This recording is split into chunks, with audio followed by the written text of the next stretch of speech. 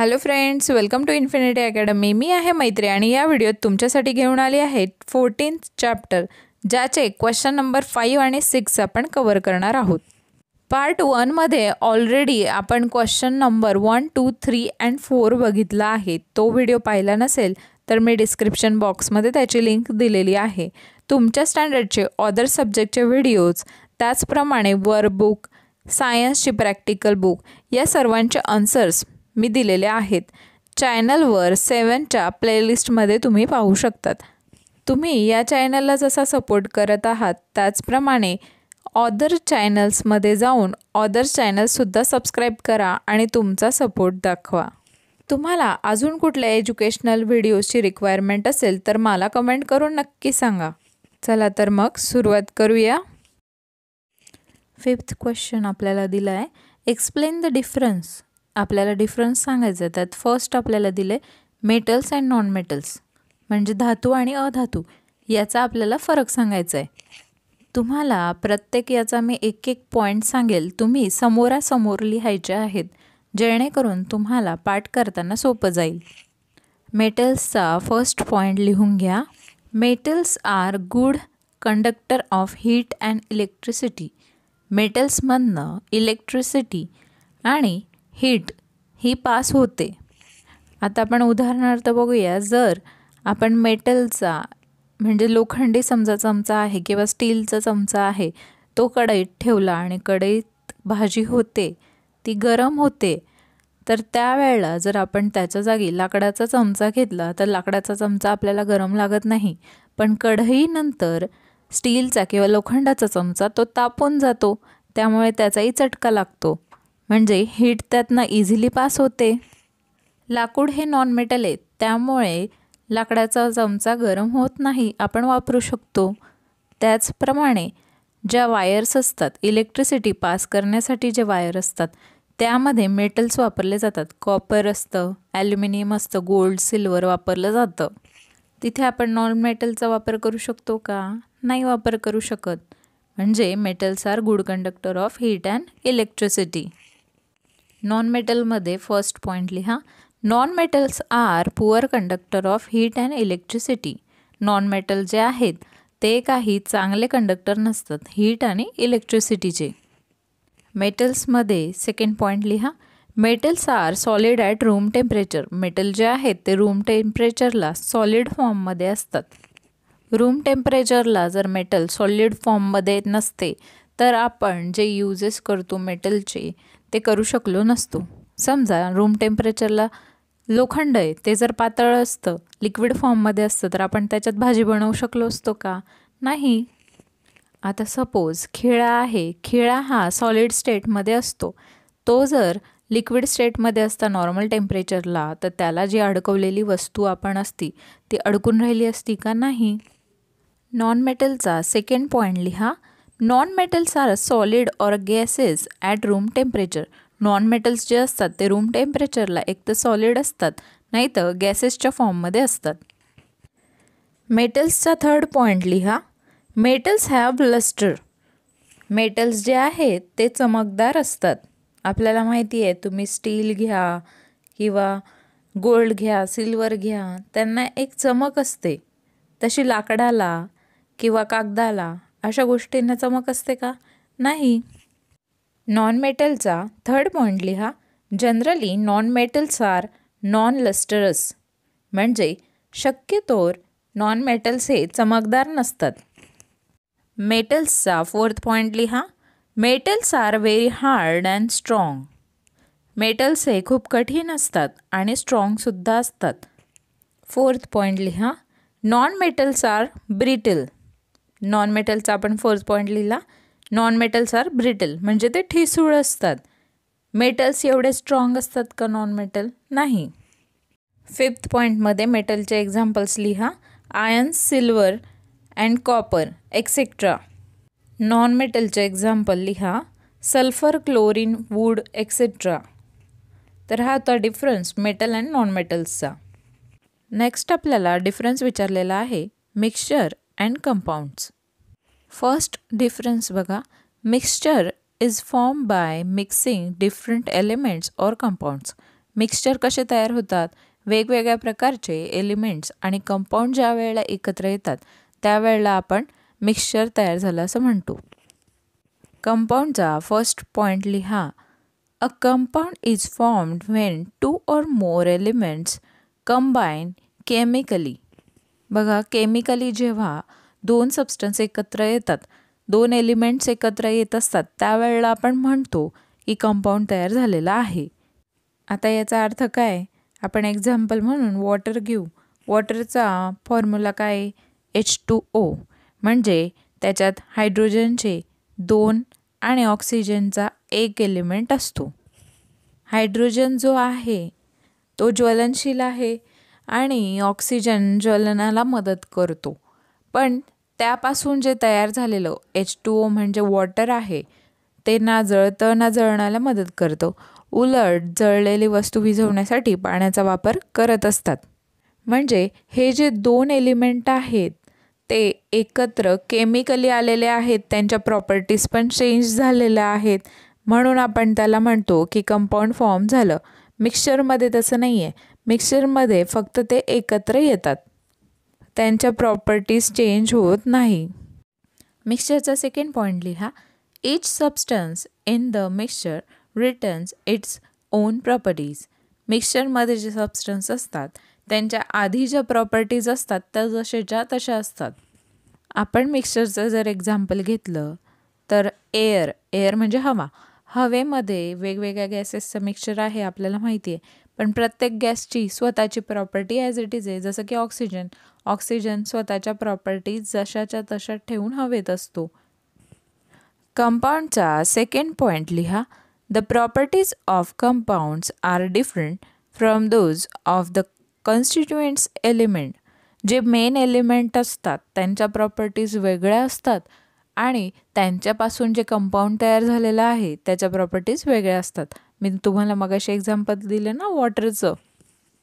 मिक्सचरचा third point लिहा.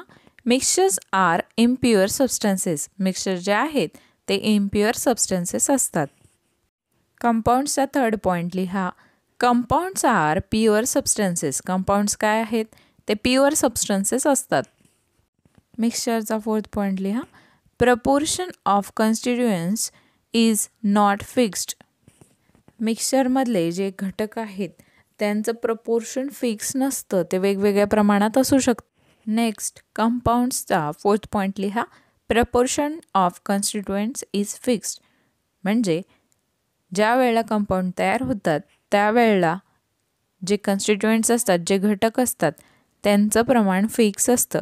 आता water H2O 2 हायड्रोजनचे आणि 1 ऑक्सिजनचं एलिमेंट, हे फिक्स प्रमाण असेल तरच पाणी तयार होईल, वॉटर तयार होईल. बघा, मिक्सचरचा फिफ्थ पॉईंट लिहा. एक्झाम्पल आहे air mixture of salt and water. हवेमध्ये वेगवेगळे गॅसेस एकत्र असतात आणि सॉल्ट अँड वॉटरसुद्धा मिक्सचरचंच एक्झाम्पल आहे. कंपाऊंड्सचं फिफ्थ एक्झाम्पल लिहा. एक्झाम्पल आहे salt, chalk, water etcetera. Next, difference आपल्याला विचारला आहे ॲटम्स अँड मॉलिक्युल्स. तर ॲटमचा फर्स्ट पॉईंट लिहा. An atom is the fundamental part of matter. Atom काय आहे? फंडामेंटल पार्ट आहे मॅटरचा. स्मॉलेस्ट सबस्टन्स एखाद्या मॅटरचा त्याला आपण म्हणतो ॲटम. ॲटममध्ये कुठलेही वेगवेगळ्या प्रकारचे केमिकली जॉईंट झालेले सबस्टन्स नसतात.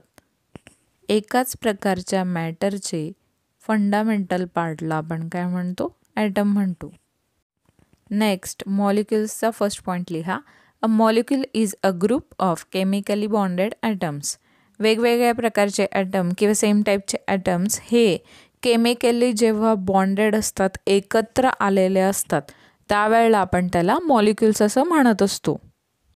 ॲटम्समध्ये सेकंड पॉईंट लिहा. Atoms are indivisible. म्हणजे आपण त्याचं पार्टिशन करू शकत नाही.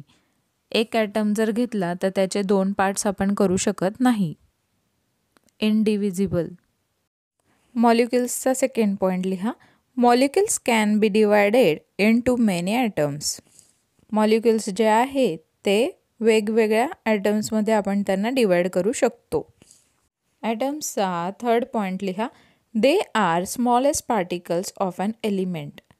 ॲटम्स जे असतात ते एखाद्या एलिमेंटचे स्मॉलेस्ट म्हणजे छोट्यात छोटा पार्ट असतात, त्यामुळेच आपण त्यांना डिवाइड करू शकत नाही ना. मॉलिक्युल्सचा थर्ड पॉईंट लिहा. They are chemical combination of 2 or more atoms. मॉलिक्युल्स जे आहेत ते 2 किंवा 2पेक्षा जास्त ॲटम्स एकत्र येऊन तयार झालेले असतात. त्यांचं जे कॉम्बिनेशन आहे ते केमिकली बॉन्ड असतात. फोर्थ पॉईंट एक्झाम्पलचा लिहा.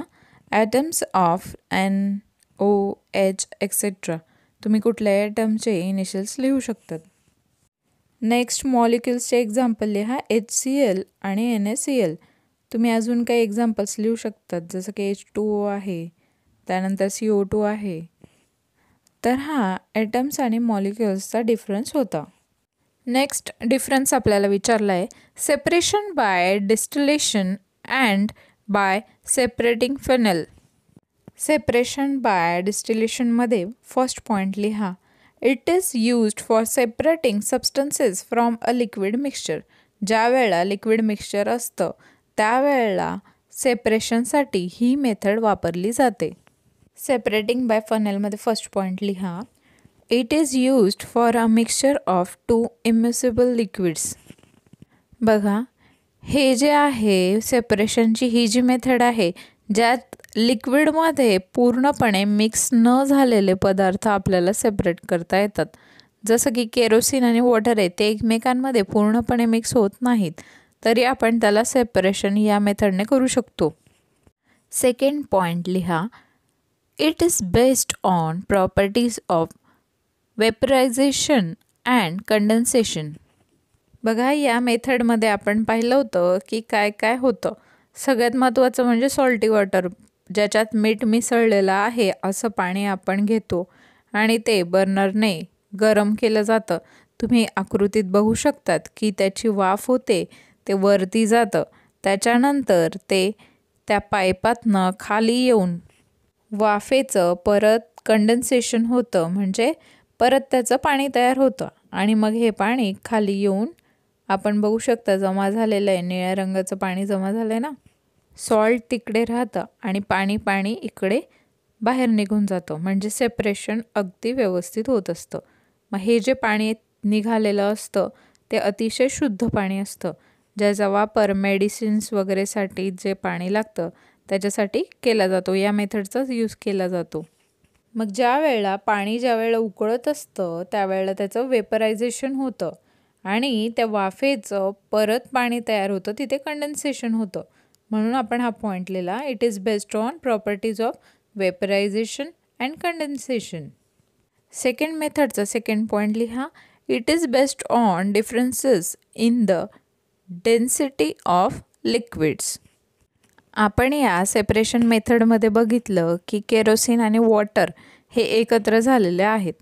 मग त्यांची डेन्सिटी ही वेगळी असते, त्यामुळे एक पदार्थ वरती असतो आणि एक खालती असतो. तुम्ही कधी भाजीचं व्यवस्थित ऑब्झर्वेशन केलं तर ज्या वेळेला ते स्टेबल होतं त्यावेळेला तेल वरती येतं आणि पाणी खाली राहतं. आपण त्याला तरंग म्हणतो ना. तर हे कशामुळे होतं? कारण वॉटर आणि ऑइल यांची डेन्सिटी वेगळी असते. मग असे जे पदार्थ आहेत जे एकमेकांमध्ये पूर्णपणे मिक्स नाही होत आणि त्यांची डेन्सिटी ही वेगवेगळी असते, त्यावेळेला त्यांना सेपरेट करण्यासाठी आपण ही मेथड वापरतो आणि डेन्सिटी ही प्रॉपर्टीचा आपण यूज करतो. बघा, फर्स्ट मेथडचा थर्ड पॉईंट लिहा. This method is use for purification of liquid. मी मगाशीच सांगितलं की हे जे वेपरायझेशन झाल्यानंतर कंडेन्सेशन होऊन जे वॉटर बाहेर येतं ते अतिशय शुद्ध असतं, त्यामुळे त्याचा उपयोग औषधं बनवण्यासाठी सुद्धा केला जातो. म्हणजे ही मेथड फक्त सेपरेशन करत नाही तर प्युरिफिकेशन पण करते लिक्विड्सचे. सेकंड मेथडचा थर्ड पॉईंट लिहा. This method is only used for separation. या मेथडमध्ये आपण फक्त सेपरेशन करतो. इथे पाणी प्युअर असेलच असे नाही. फर्स्ट मेथडचं एक्झाम्पल लिहा फोर्थ पॉईंटमध्ये. To separate salt and water from salt water. मीठ आणि पाणी मिक्स असलेल्या पाण्यातून आपल्याला सॉल्ट आणि पाणी हे वेगळे काढता येतात. सेकंड मेथडचा फोर्थ पॉईंट लिहा. To separate oil and water from oil water. आता ऑइल आणि वॉटर जेव्हा एकत्र झाले असतील त्यावेळेला आपण अशा मेथडने ऑइल वेगळं आणि वॉटर वेगळं काढू शकतो. आता नेक्स्ट 6th क्वेश्चन आपल्याला विचारला आहे. Write answers to the following questions in your own words. आपल्या शब्दात आपल्याला खालील प्रश्नांची उत्तरं द्यायची आहेत. फर्स्ट ए क्वेश्चन आपल्याला विचारला आहे. How are the components of mixture separated by simple methods. मिक्सचरमधले कंपोनंट आपण सेपरेट कशा पद्धतीने करतो, सिम्पल मेथडने कसं काय सेपरेट करतो हे आपल्याला विचारलं आहे. आता बघा, आपण वेगवेगळ्या पद्धतीने सेपरेशन करत असतो. आता या प्रश्नामध्ये तुम्हाला प्रत्येक मेथड थोडी थोडी एक्सप्लेन करणं गरजेचं आहे, कारण विच आर असं नाही विचारलं आहे, हाऊ आर असं विचारलेलं आहे. त्यामुळे मेथडचं नाव लिहायचं आणि थोडं थोडं एक्सप्लेनेशन त्याचं द्यायचं आहे. आय नो आन्सर थोडं मोठं होईल पण देणं गरजेचं आहे. तर सर्वात पहिले तुम्ही लिहून घ्यायचं आहे the simple methods used for separating components of mixture as follows. आपण खालीलप्रमाणे मेथड्स यूज करून मिक्सचरमधून कंपोनंट्स वेगळे करणार आहोत. फर्स्ट प्रॉपर्टी लिहा सॉर्टिंग. सॉर्टिंग या मेथडमध्ये काय होतं, separation according to similarities and dissimilarities properties of components. कंपोनंट्सचे जे सारखेपणा आणि वेगळेपणा आहे त्या प्रॉपर्टीवरनं आपण त्यांना वेगळं करतो. आता समजा गहू आणि तांदूळ एकत्र आहेत, मग त्यावेळेला आपण गव्हाच्या रंगावरनं गहू वेगळा करणार आणि तांदळाच्या रंगावरनं तांदूळ वेगळा करणार. सेकंड मेथड आहे hand picking. Removal of unwanted material from the useful material. जे कामाचं मटेरियल आहे त्यातून जे बिनकामाचं आहे ते आपण काढून टाकतो. जसं की तांदूळामध्ये समजा खडे मिक्स आहेत तर आपण तांदूळ वेगळे काढतो का? नाही. अनवॉन्टेड काय आहे? खडे. मग त्या खड्यांना आपण उचलून वेगळं काढतो. याला म्हणतात हँड पिकिंग. नेक्स्ट मेथड आहे सिफ्टिंग. आपण ज्याला चाळणे म्हणतो, गाळणीने गाळतो ना आपण, तर त्या मेथडमध्ये काय होतं, separating dry mixture with different size by passing it through sieves. बघा, गाळणीने ज्या वेळेला आपण गाळतो त्यावेळेला काय होतं, जे बारीक मटेरियल आहे ते खाली पडून जातं आणि जे नको असलेलं जाड मटेरियल आहे ते वरती राहतं. कारण या दोन्ही मटेरियलची साईज वेगळी असते, त्यामुळे हे सेपरेशन होऊ शकतं. फोर्थ मेथड आहे winnowing. Separating heavier components from lighter components using wind. ह्या मेथडमध्ये आपण उंचीवरून पदार्थ खाली टाकतो आणि हवा चालू असल्यामुळे जड पदार्थ खाली बसतात आणि हलके पदार्थ वेगळे होऊन ते उडतात आणि दुसऱ्या जागेवर सेटल होतात. ही पण एक सिम्पल मेथड आहे सेपरेशन ऑफ मिक्सचरची. पुढची मेथड बघा आपल्याला दिली कंबायनिंग विथ अ मॅग्नेट. मॅग्नेटने आपण सेपरेशन करायचं. Separating a magnetic substance from a mixture. Mixture जे झालेलं आहे त्यामध्ये ज्या मॅग्नेटिक सबस्टन्स आहेत जसं की आयन आहे तर त्याला वेगळं करण्यासाठी आपण मॅग्नेटचा यूज करतो. तुम्ही कदाचित बघितलं असेल, नागली जी आहे त्याच्यामध्ये मॅग्नेट फिरवून लोखंडाचा भुगा हा वेगळा काढला जातो. आपण मेथड्स ऑफ अडल्ट्रेशनमध्ये हे बघितलं होतं. नेक्स्ट मेथड आहे सब्लिमेशन. सब्लिमेशनमध्ये काय होतं, एक पदार्थ जो सब्लिमेट होतो तो वेगळा केला जातो. मग या मेथडमध्ये समजा आता वाळू आणि आयोडीन आहे, तर हे जेव्हा एकत्र असतात तेव्हा आपण आयोडीनला सब्लिमेट करून वेगळं काढू शकतो. Separating a mixture of two solids. असे दोन सॉलिड, वन ऑफ विच सब्लिमेट्स, त्यातला एक सब्लिमेट होतो. मग इथे आयोडीन हा सब्लिमेट होतो आणि वाळू जी आहे, सँड जी आहे ती खाली राहून जाते. नेक्स्ट मेथड आहे स्टिअरिंग किंवा फिल्टरिंग आपण ज्याला म्हणतो. Separating liquids from solid using a filter. ही म्हणजे गाळणसारखी मेथड. आपण एखाद्या लिक्विडमध्ये सॉलिड मिक्स झालं असेल तर कपड्याने किंवा गाळणीने वेगळं काढतो, लिक्विड वेगळं होतं आणि सॉलिड वेगळं होतं. तर या सिम्पल मेथड होत्या ज्याच्यातनं आपण मिक्सचर्समधले कंपोनंट्स वेगळे करू शकतो. आय नो व्हिडिओ खूप मोठा होतोय, पण एक्सप्लेनेशन पण गरजेचं आहे आणि आन्सर्स मी बऱ्यापैकी छोट्यात छोटे देण्याचा प्रयत्न केला आहे. नेक्स्ट क्वेश्चन बघा, आपल्याला विचारला आहे which elements, metals and non metals, components and mixture do we use in our day to day life. आपल्या रोजच्या जीवनात आपण कुठले एलिमेंट्स, कंपोनंट्स किंवा मिक्सचर वापरत असतो ते आपल्याला सांगायचं आहे. या प्रश्नाच्या आन्सरमध्ये आपण मेटल्स, कंपोनंट्स आणि मिक्सचर यांचं वेगवेगळं लिहिणार. फर्स्ट, एलिमेंट्स कोणते आपण डे टू डे लाईफमध्ये यूज करतो ते लिहूयात.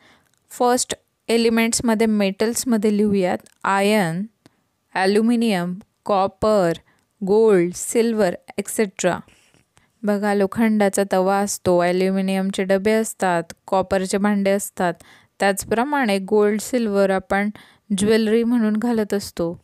नॉन मेटल्समध्ये आपण काय यूज करतो ते पाहूयात.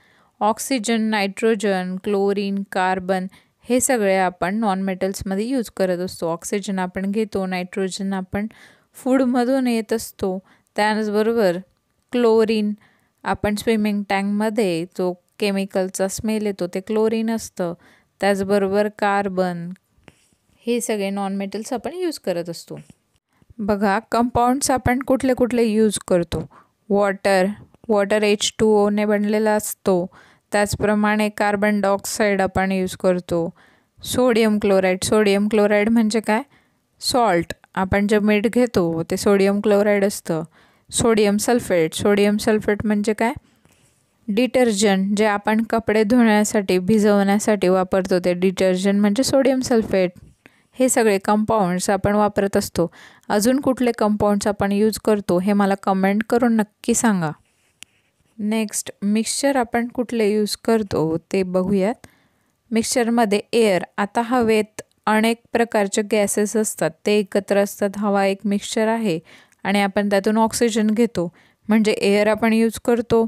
फूड, वेगवेगळे पदार्थ, मिल्क, दुधात पाणी मिक्स असतं तरी आपण घेतो ना. त्याचप्रमाणे शरबत, आता शरबतमध्ये बघा लिंबू, साखर, पाणी हे मिक्स केलेले असतात, ते काय झाले, मिक्सचर.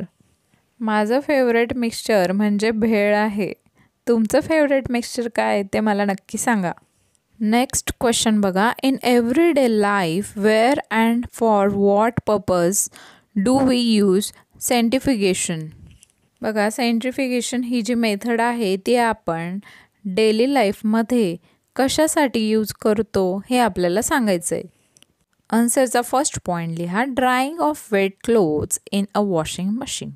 वॉशिंग मशीनमध्ये कपडे सुकवण्याचं काम. वॉशिंग मशीनमध्ये तो मधला जो टप आहे तो जोरात गोल फिरतो, त्यामुळे कपडे काय होतात, ड्राय होत असतात. म्हणजे सेंट्रिफ्युगेशन फोर्स तिथे अप्लाय होतो, त्यामुळे ते ड्राय होतात. आन्सरचा सेकंड पॉईंट लिहा, separation of cream from milk. आपण लोणी तयार करताना पाहिलं असेल, त्यात घुसळला गोल गोल फिरवलं जातं सेंटरमध्ये, त्यामुळे काय होतं, क्रीम वेगळं होतं, लोणी वेगळं होतं आणि मिल्क वेगळं निघतं. थर्ड पॉईंट लिहा, in laboratories separation of solid components of blood. बघा, ज्या वेळेला आपण ब्लड टेस्ट करण्यासाठी लॅबमध्ये देतो त्यावेळेला ही मेथड सॉलिड कंपोनंट्स वेगळे करण्यासाठी यूज केली जाते. नेक्स्ट क्वेश्चन आपल्याला विचारला आहे, where are the methods of separation by distillation and by separating funnel used and why. Distillation आणि फिनल ही जी मेथड आहे सेपरेशनची ती आपण कुठे वापरतो आणि का वापरतो हे आपल्याला विचारलं आहे. फर्स्ट पॉईंट लिहा, distillation method is used in water purification. पाणी शुद्ध करण्यासाठी डिस्टिलेशन मेथड यूज केली जाते. सेकंड पॉईंट लिहा, because it removes a variety of minerals and other impurities which are harmful to us. या मेथडमध्ये काय होतं, पाणी जे आहे ते अतिशय शुद्ध होतं, ज्यामध्ये मिनरल्स आणि इम्प्युरिटीज ज्या आहेत त्या वेगळ्या होतात, ज्या की आपल्याला हार्मफुल असतात. थर्ड पॉईंट लिहा, distillation is used for separation of different fuels from crude oil. बघा, डेस्टिलेशनचा अजून एक यूज मी का लिहिते आहे, कारण आपल्याला विचारलं आहे वेअर आर द, कुठल्या ठिकाणी मेथड्स यूज केल्या जातात. त्यामुळे आपल्याला ॲटलिस्ट 2 यूज लिहायचे आहेत. डेस्टिलेशन ही मेथड फ्युल्समधनं क्रूड ऑइल सेपरेट करण्यासाठी सुद्धा वापरली जाते. नेक्स्ट फोर्थ पॉईंट बघा, funnel separating method is use to separating mixture of oil and water. Oil आणि वॉटर वेगळं करण्यासाठी आपण फ्युनल ही सेपरेटिंग मेथड यूज करत असतो. फिफ्थ पॉईंट लिहा, because this method separates components by density. कारण या मेथडमध्ये डेन्सिटी वाईज आपल्याला सेपरेशन मिळतं. आपल्याला वाय हा प्रश्न पण विचारला ना, म्हणून दोघांना बिकॉजचं आपल्याला देणं गरजेचं आहे.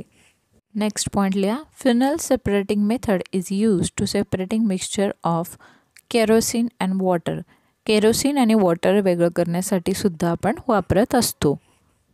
नेक्स्ट क्वेश्चन आपल्याला विचारला आहे, which precaution will you take while using the methods of distillation and separation by separating funnel. आपण डिस्टिलेशन आणि फिनल ह्या ज्या 2 सेपरेटिंग मेथड आहेत त्या वापरताना कुठल्या प्रकारच्या काळजी घेतल्या पाहिजे हे आपल्याला विचारलं आहे.